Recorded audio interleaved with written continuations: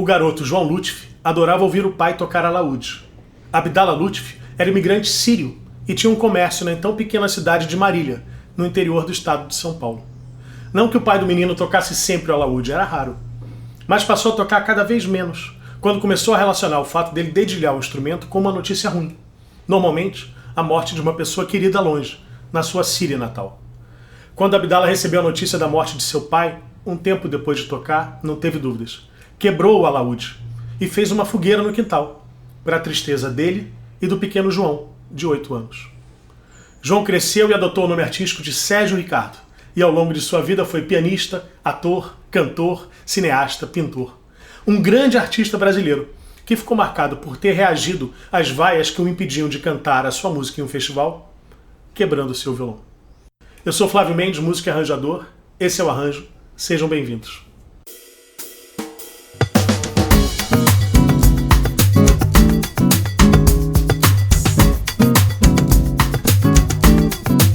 A canção O Nosso Olhar foi composta no fim dos anos 1950 por Sérgio Ricardo em sua fase romântica. Caetano Veloso escreveu que adorava essa música, que marcou o fim da sua adolescência. Doricaim me disse que se impressionou muito com a música também por essa época, e apelidou a música de Viu, que é a primeira palavra da canção. A palavra Viu era exatamente a palavra que João Gilberto não cantava quando interpretava essa música nos seus shows. Ligado ao movimento da bossa nova desde o seu começo, Sérgio foi um dos primeiros artistas a gravar um LP do gênero, com o nome Não Gosto Mais de Mim, a bossa romântica de Sérgio Ricardo, em 1960. O disco só tinha composições suas, fato inédito no início da bossa nova. Na época, nenhum compositor do gênero gravou um disco só com composições próprias, nem Carlos Lyra, nem Tom Jobim. Com arranjos do grande maestro e arranjador Lindolfo Gaia, é essa a versão de O Nosso Olhar que eu vou analisar nesse vídeo.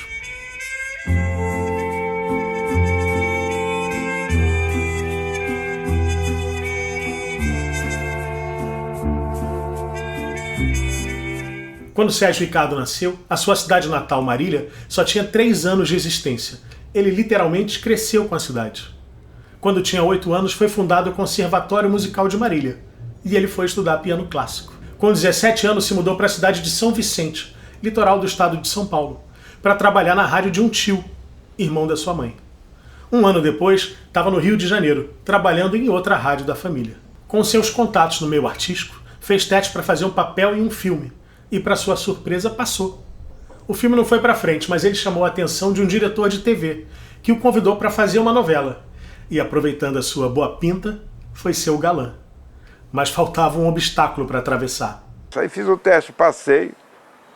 Aí na hora do contrato, que a gente tinha que assinar o contrato, ele disse assim, só tem uma coisa, com esse nome de João Lutfi, não dá.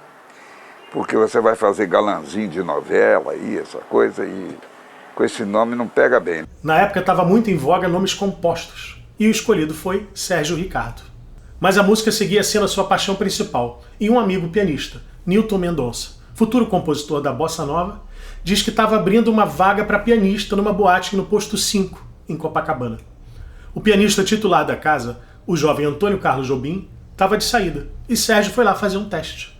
Com a sua técnica virtuosística no piano, fruto dos anos de estudos de piano clássico, Sérgio impressionou Jobim, que referendou a sua contratação. Aí ele olhou e disse, poxa, esse seu piano é muito bom. E eu, se eu tivesse essa mão, eu estava na Califórnia. Me lembro muito bem dessa frase. Mas Jobim chamou a atenção que ele deveria estudar mais harmonia. E para exemplificar, sentou no piano e mostrou a sua versão para Feitiço da Vila, de Noel Rosa, com uma harmonia bem diferente, novos acordes. Que aí eu olhei para mim mesmo e disse, meu Deus do céu, eu tenho que estudar muito ainda. Imediatamente fui procurar professores para poder elaborar meu trabalho harmônico. Então. Desse mergulho nas harmonias modernas, surge o compositor Sérgio Ricardo. Grava um disco pela gravadora Continental, Dançante número 1, e começa a ter o seu nome falado no meio musical. Dick Farney, o cantor brasileiro mais moderno da época, ouviu uma música de Sérgio e gostou, mas fez um comentário. Olha, eu aqui mudaria esse acorde por aquele outro. E eu, idiota, né, garoto, bobo. Aí eu digo, não, na minha música ninguém vai mexer. Dick Farney não gravou, mas outra estrela da música brasileira, Maísa, o gravou. Buquê de Isabel fez parte do segundo disco da cantora, de 1958. Nesse mesmo ano, conhece João Gilberto e vira um grande amigo do baiano, que ainda estava tentando impulsionar sua carreira. O violão de João causa grande impacto em Sérgio Ricardo. Aliás, uma história comum a 9 entre 10 jovens músicos da época. E ele começa a tocar violão. É mais que um poema, é a coisa mais linda que eu já vi passar. Pouco tempo depois, trabalhando como apresentador na TV Continental do Rio, conheceu Luiz Carlos Miele, diretor de estúdio da emissora, que o levou para conhecer uma turma nova, jovem, que estava fazendo uma música diferente. Foi convidado a ir no famoso apartamento de Nara Leão, ponto de encontro dessa nova geração, e lá descobriu que o ídolo dessa garotada era o seu amigo, João Gilberto. Com o dinheiro que ganhou na sua época bossa nova, Sérgio Ricardo fez o seu primeiro filme, um curta-metragem chamado Menino da Calça Branca, filmado em uma favela do Rio de Janeiro, e que foi montado pelo grande cineasta Nelson Pereira dos Santos. Sérgio Ricardo começou a questionar as temáticas que a bossa nova abordava, sempre com uma visão da classe média e da zona sul do Rio de Janeiro. O seu olhar se virou para as pessoas menos favorecidas, que moravam nas favelas, nas periferias. Passou a enxergar uma distância entre a sua visão social e política e a música que ele estava fazendo. Dessa reflexão, dele e de outros, como Carlos Lira, surge uma dissidência na bossa nova e aparece a canção de protesto. Compôs a música Beto Bom de Bola contando a história de um jogador de futebol. Era uma crítica aos cartolas, aos dirigentes do esporte. Segundo o compositor, foi inspirada na história de Garrincha. A música participou do Festival da TV Record de 1967, mas ele não conseguiu apresentá-la até o fim. Recebeu uma vaia desproporcional e até certo ponto incompreensível. Tinha microfones pendurados na plateia e houve uma manipulação no botão. Assim. Qualquer um ali que fosse vaiado, a plateia precisava do show, né? Você não podia cantar. Aquela coisa. Inclusive o cara do som explicou, não, a gente conseguiu botar um microfone no centro da coisa e manipulávamos a vaias ou aplausos. Quando a gente estava fazendo tudo aquilo, o objetivo era fazer um bom programa de televisão. O festival nada mais era do que um programa de televisão. Eu sempre achei que os festivais poderiam ser organizados como os espetáculos de luta livre. Você vai perguntar, como espetáculo de luta livre? É claro, tem que ter o mocinho, tem que ter o bandido, tem que ter o pai da moça. Vocês ganharam! Vocês ganharam!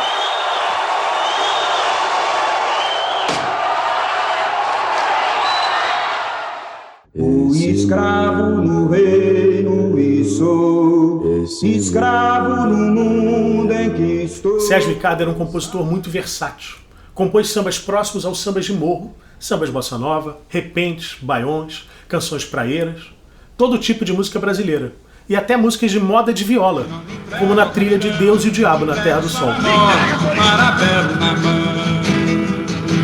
Mas podia ser um compositor de melodias líricas, como O Nosso Olhar.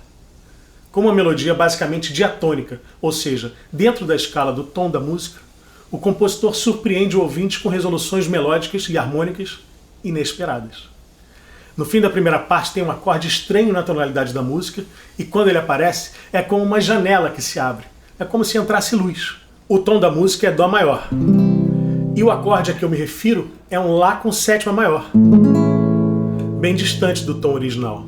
Esse efeito é ainda potencializado pelo acorde anterior, Sol menor com sétima, também estranho ao tom, um acorde escuro nesse contexto da música. E como é mais um caso de casamento perfeito entre letra e música que caracteriza uma grande canção, a letra contribui para esse efeito. Que a noite fazia, o acorde escuro, pelo nosso amor, fez-se a luz.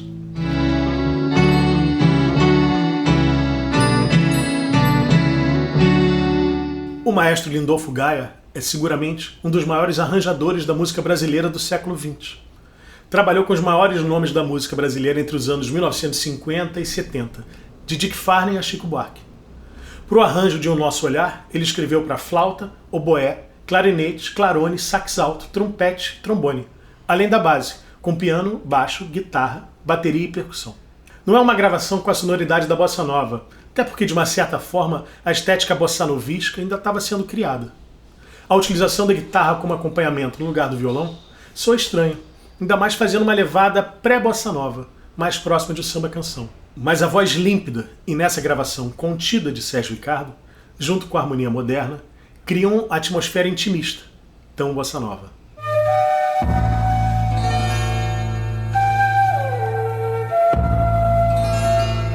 A forma de o nosso olhar é AABC, e cada parte da música tem 8 compassos. Nessa gravação, temos uma introdução de 4 compassos, e a música ainda repete a parte B, como instrumental, com um canto voltando na parte C e seguindo para a coda. O trompete usa nessa gravação uma surdina chamada Harmon. As surdinas são usadas para modificar o timbre do instrumento, e elas também diminuem o volume do instrumento. O som fica mais baixo.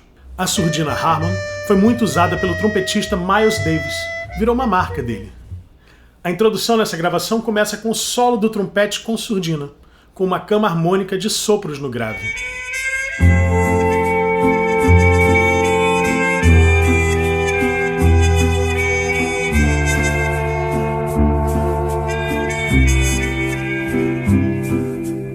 Viu quanta coisa linda você e eu sentimos sob este luar dentro. O piano é usado de modo bem comedido, bem bossa nova. Que a noite fazia uma frase nos sopros, a 4 vozes, para a repetição da parte A. Na volta do A, temos respostas do oboé, como os nossos olhos, e da flauta. Foram se entregando e se integraram na linguagem pura que os olhos ditam pelo coração. Na parte B, os contrapontos, as frases de resposta, serão na flauta e no oboé, em oitavas, com cama harmônica dos outros sopros. Pequeno, e em nossas mãos virou veneno que a noite bebeu pelo nosso amor. Na parte C, as respostas são do trompete com surdina. Como basta pouco para amar-se muito, um luar bonito, uma noite quieta e um olhar tão puro. O piano aparece em terças. Esse nosso olhar. A melodia da parte B instrumental é executada a 4 vozes, pelo sax alto, clarinete, oboé e flauta.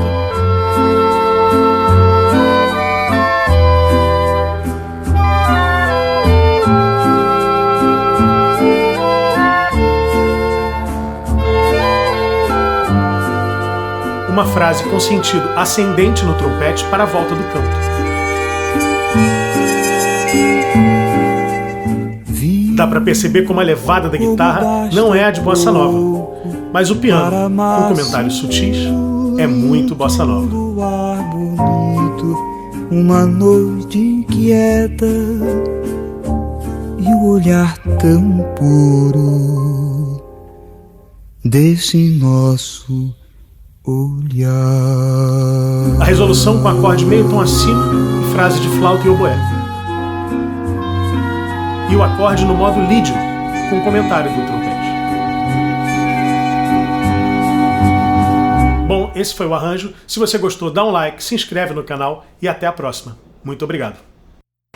Vou cantar uma música de meu amigo Sérgio Ricardo. Eu acho muito bonita essa música. Sérgio Paulista de Marília. Quanta coisa linda que nós dois sentimos com esse luar dentro do silêncio que a noite fazia pelo nosso amor.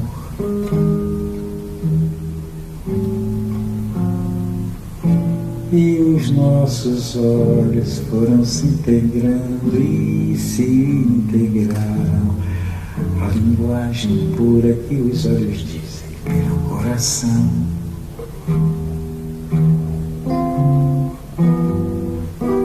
O mundo inteiro ficou pequeno em nossas mãos, virou veneno, a noite bebeu por nosso amor, com nosso nosso amor. Como basta pouco para amar-se com luar bonito, uma noite quieta e o olhar tão puro desse nosso olhar.